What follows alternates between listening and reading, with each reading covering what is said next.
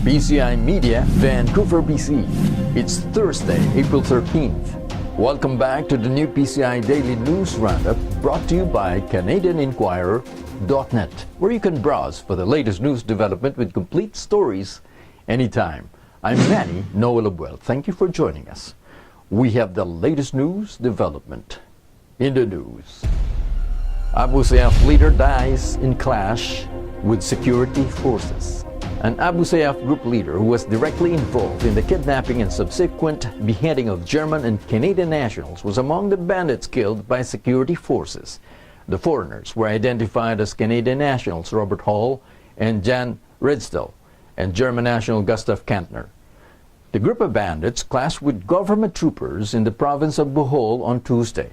General Eduardo Año, Chief of Staff of the Armed Forces of the Philippines, released a statement announcing the bandits' deaths a day after the encounter.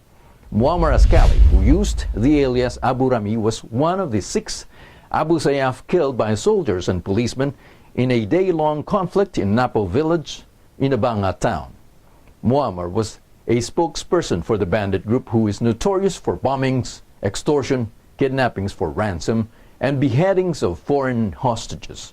Muammar's death confirmed suspicions that the bandits of Abu Sayyaf were operating far from their haunts in the Basilan and Sulu provinces. Meanwhile, presidential spokesperson Ernesto Obella assured the public, said, quote, "The public should have no cause for alarm as the situation is contained and security forces are in control." Peace talks in Manila.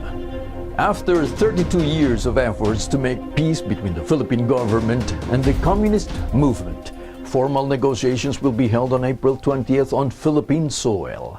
These discussions on the Comprehensive Agreement on Socio-Economic Reforms, or CASER, will be held either at the Department of Agrarian Reform or in a venue to be provided by Quezon City Mayor Herbert Bautista, who also happens to be a member of the GRP side of CASER.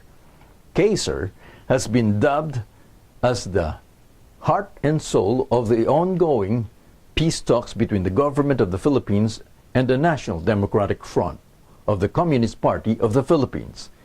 It is set to be discussed in the capital. The representatives from both GRP and NDF will be discussing matters of genuine land reform, rural development, national industrialization, and foreign policy, all under the banner of formal peace negotiations. The event will hopefully be a new chapter of peace and friendship between the two parties, and will be given heavy attention, with GRP panel and members officers in charge, Hernani Braganza, saying that he and his party, quote, want to carry the theme, "Okay ka, Kaiser." Duterte corrects himself over South China Sea remarks. President Rodrigo Duterte has decided not to plant a flag in Pag-asa Island due to the stir that it would cause among the claimants of the disputed South China Sea. This decision came during the meeting with the Filipino Rian community on Wednesday night. He recanted on his earlier promise to personally go to the island in question to plant the flag. According to Duterte, it is more imperative to consider and respect the constantly growing friendship between the two parties in question, the Philippines and China.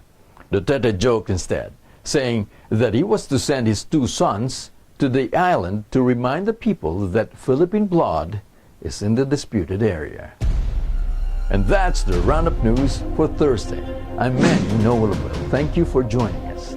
We'll see you again tomorrow. Goodbye.